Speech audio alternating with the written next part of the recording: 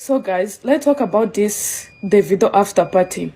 No, I don't get. Kuki abantu mwese mwagiye muri iriya after party nta kintu murimo muravuga? Are you satisfied? No, mumbwire. Kuko maybe ko ari njye nyine wawe pissed off. Ni njye nyine wawe pissed off, right? I don't get.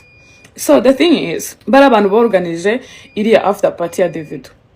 Nukuri pe you need to work on your management. Kuko ntago mwaza ngo mwibe abanyarwanda ngo mutwibe just like that. Ntago bikunda. I'm sorry to say this, to use this word kwiba, sibyo, ariko nukwiba tujye tuvugisha ukuri. So ikintu cyabaye ni iki ngiki. Mwese abantu mwagiye muri arena cyangwa se hari abantu bari kuri live bagiye bashiraho live. Murabizi ko saa 7 zageze David akiri kuri stage.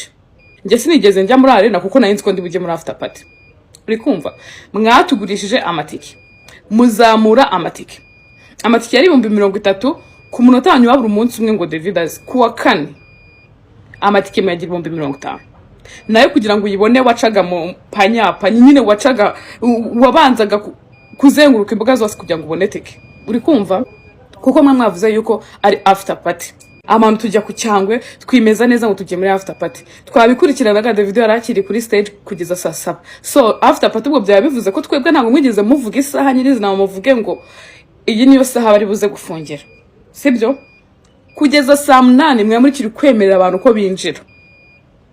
Mubizi neza yuko nta organization mwashizeho yuko nyine turi bwenjoyinga wa money. 50 ntago ari amafaranga make ya my dear, na 30 si make.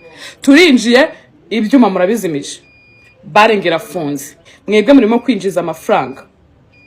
Kuko the moment murimo murascanning iratike nibwo nyine amafaranga yanyu ari kwinjira. Murimo murinjiza. Abanyarwanda twebwe turaje turahagarara mu kizima, nta muziki, nta nyoni itamba, duhagarare just like that. Guhagarara aho mu busitani bwanyu niyo mafaranga twishyuriye. Davido ntagaje.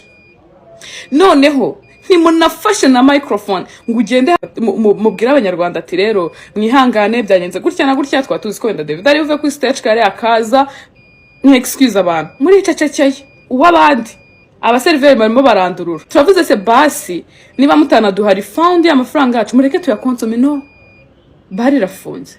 Guys, what is that? Reka kubwira impamvu mwazi no video ndi no kuvuga gutyo. Abantu bitotoba bavuga this is not the first time. Dear, murimo muratwambika isura mbi. Kuko ndibaza abakerarugendo cy'abanyamahanga barimo hariya baba bakinjira baje muri after party barasohotse nta n'indirimbo bumvishije, nta n'ikintu bamwe, nta n'ikintu bakonsome zajyana isura nziza. Of course ikintu bazagenda bavuga ati u Rwanda ni rwiza n'iki murabizi niko abantu batekereza nagwa bazavuga ko ari aho hantu gusa bazadushira muri general. So ikintu nshaka kuvuga ni iki ngiki, abantu mutegura ibirori mufite management. Ikintu cyatumye abantu bagura amatike cyane ni ukuvuga ni after party ya David. After party ni ukuvuga igihe cyacyo cyose ari buvire muri arena igitaramo kirakomeza mu iwanyu, sibyo? And barahageze icyo baje gukora ntacyo babonye, ntago mubashurije amafaranga.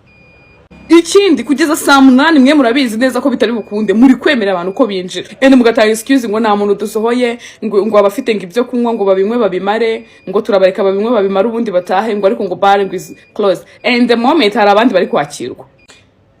My dear, no. Uriya mu Davido murimo muramwambika isura mbi kuko ntago ari wakoze organization neza, mwagomba no kuvugana cyangwa mukanashyiraho na announcement ibwira abantu bati turabihinduye, mugashira undi munsi abantu bazaza bagakonsoming ibintu byabo bakenjoying, right? Cyane ko ahantu hari na expensive and the audacity yo kwishyuza abantu ngo service batahawe. Really? Mane kababwira ngiye rwose I was pissed off. Nicuje cyatumye nagura tike bunye no kwenjoyinga hariya muri arena. At least nakuba having the fun.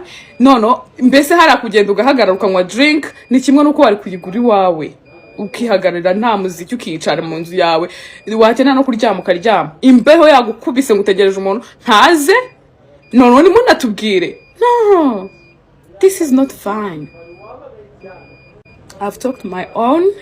Aho tugira ikibazo simunyitwaye mu mwikomo ariko you need to mukore like management yanyu muyikore. Umwaka gombye kuba mufite management, bagombye kuba mwasabye uruhushya niba byakunda ko abantu wenda bageze asangaye mwakagombye kuba mwakoze ikintu, mwagombye kufata umuntu mwakaza akabahagarara akabwira abanyarwanda bati rero abantu wese muri hano byagenze gutya na gutya na gutya ntago biri bukunde nuko nguko bimeze, instead of yo kureka abantu ngo igihe ngo no byatangiye neza ko byarangiye nabi. No thank you.